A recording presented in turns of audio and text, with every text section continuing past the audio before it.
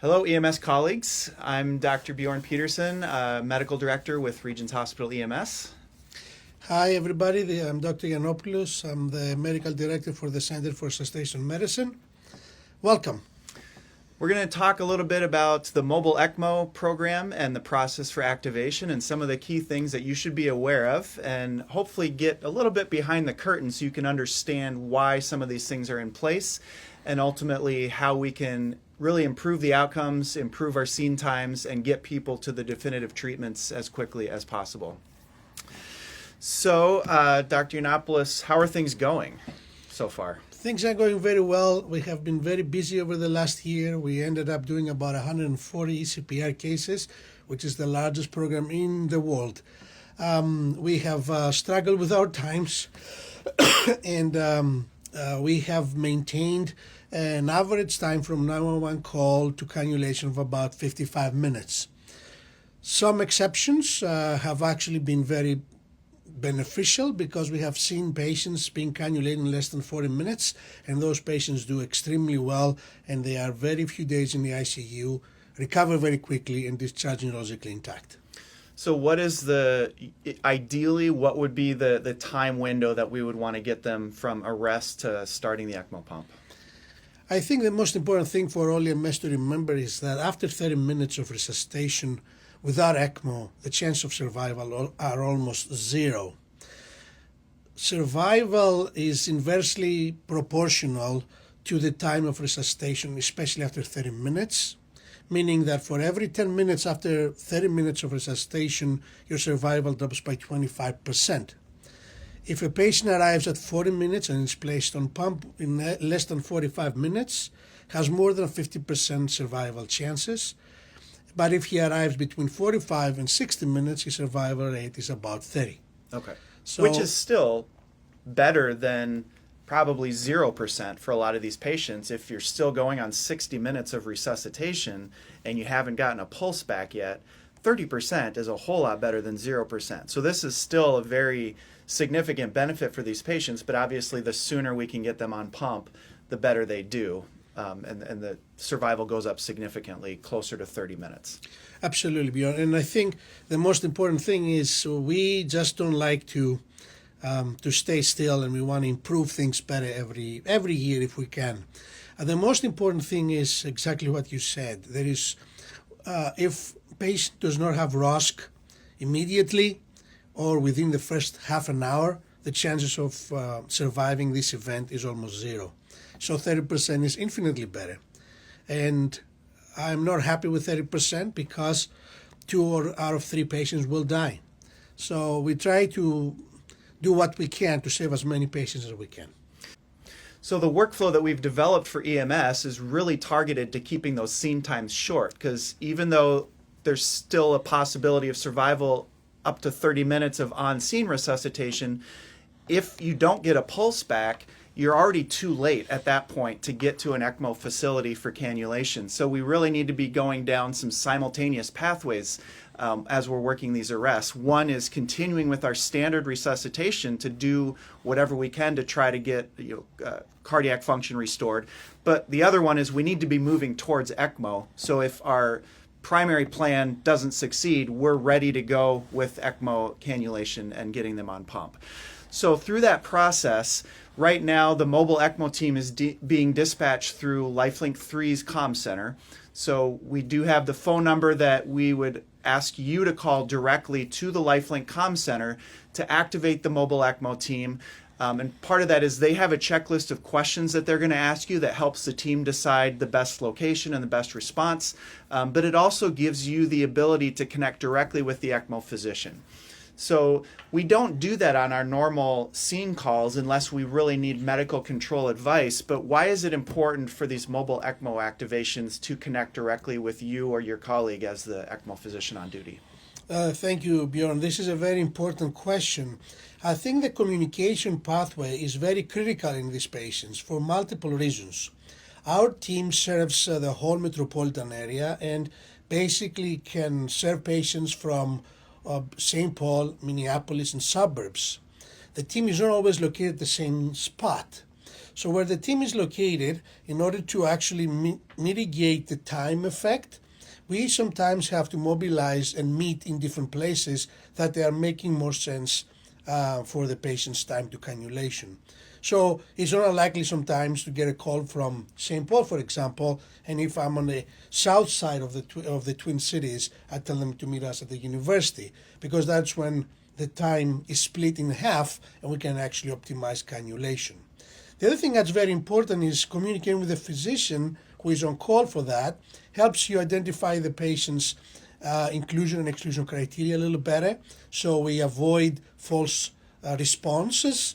And the other thing which is very important is we have the ability to switch on an STAC, so have direct communication with the team to know for updates. So because we are moving with 2 or 3 response cars with sirens and lights, actually knowing that the patient achieved ROSC puts us in a different situation where we drop down to normal driving, eliminating some of the risk of us getting harmed or harm other people.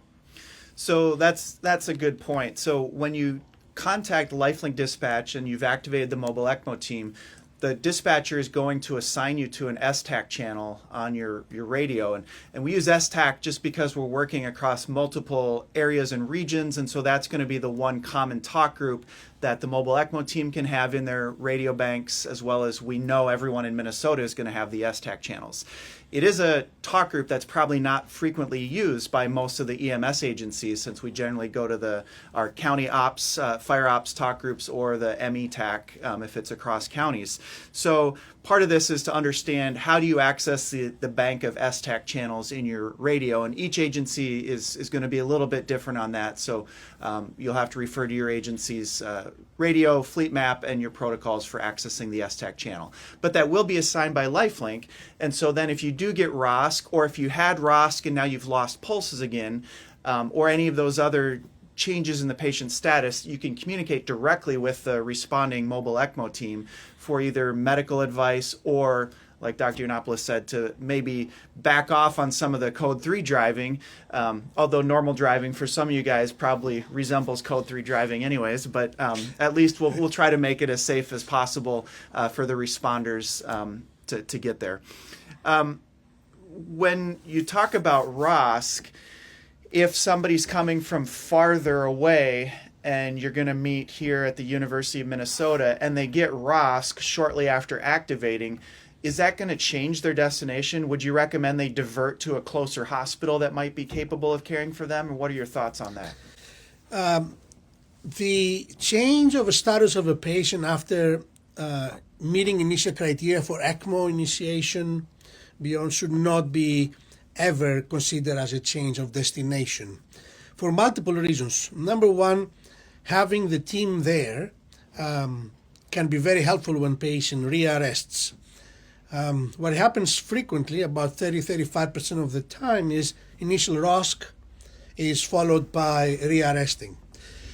If rearrest happens actually without the presence of ECMO, it has a very high mortality associated with it. So it's not really the best case scenario to divert to a hospital that does not have ECMO services.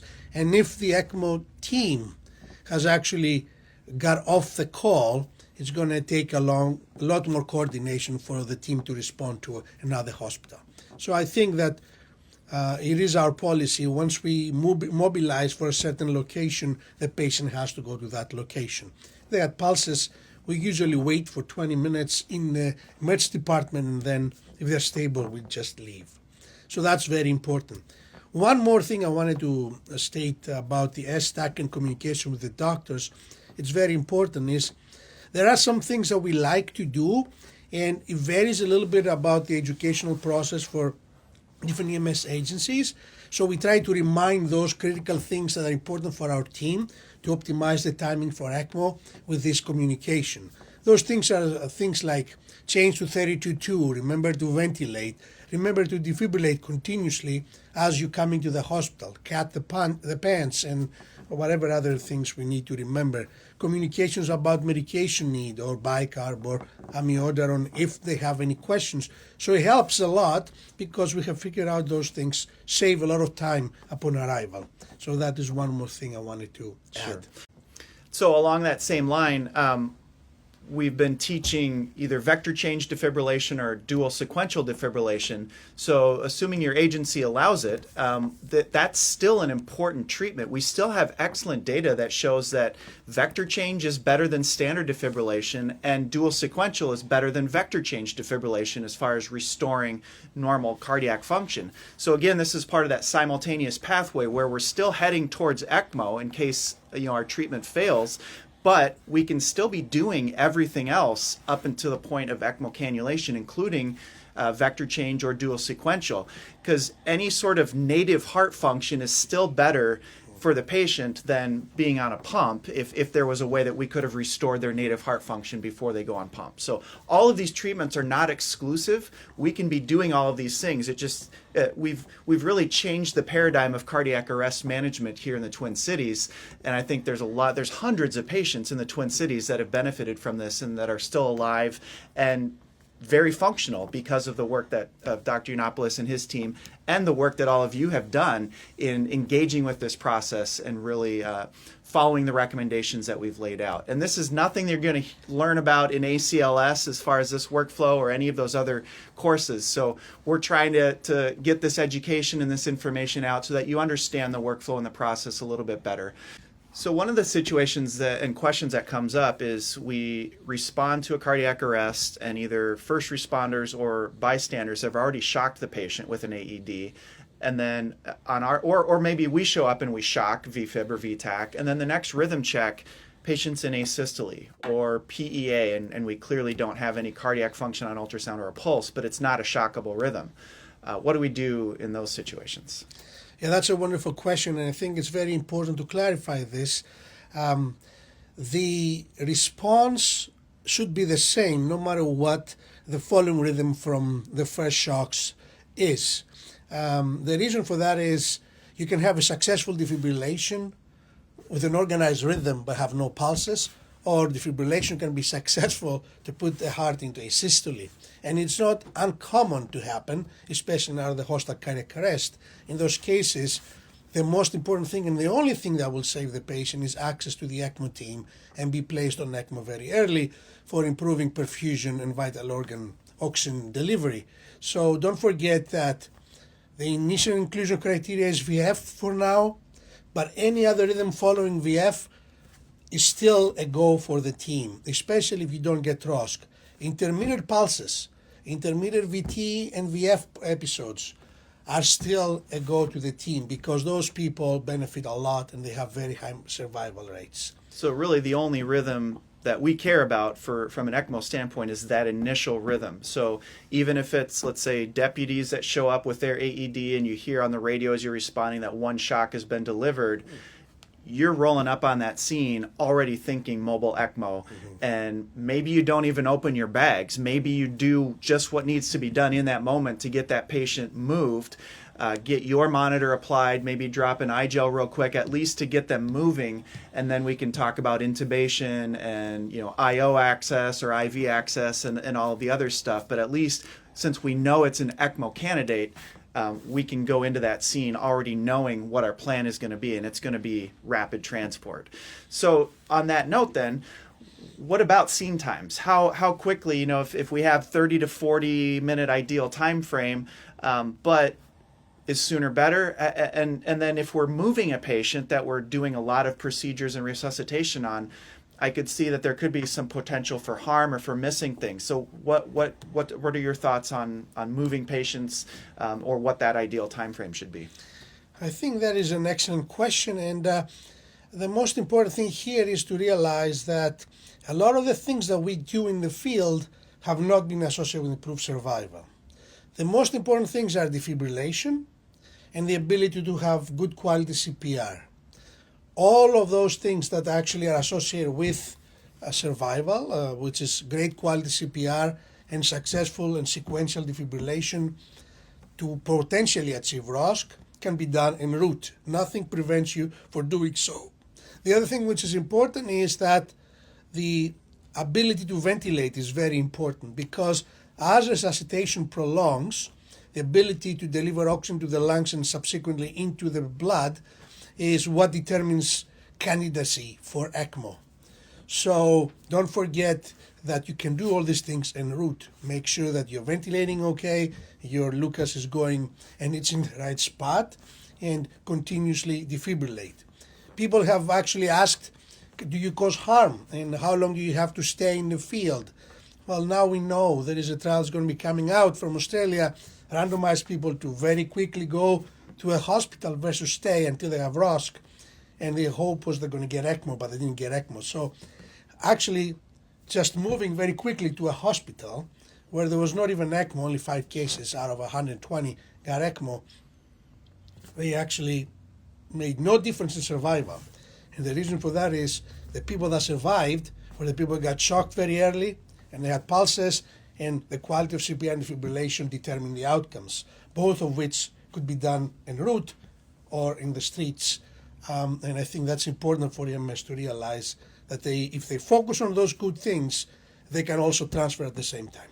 Yeah. So we're talking about a lot of simultaneous thought going into this. So these patients now have become more complex, and so it's just important to be prepared for this and to think through it. You know, you're approaching this as like we've been teaching as a gunshot, victim, a trauma scene. You want to get them moving to definitive treatment as quickly as possible, while we're providing still good quality cardiac arrest care, including high quality compressions and continuous defibrillations when indicated, and also managing the airway appropriately and making sure we're getting good ventilations. And yeah, we're recommending 30 to 2, and that makes it all the more important that you're really monitoring that Lucas device and getting a good breath in, 1 or 2 good breaths every time that pause comes up.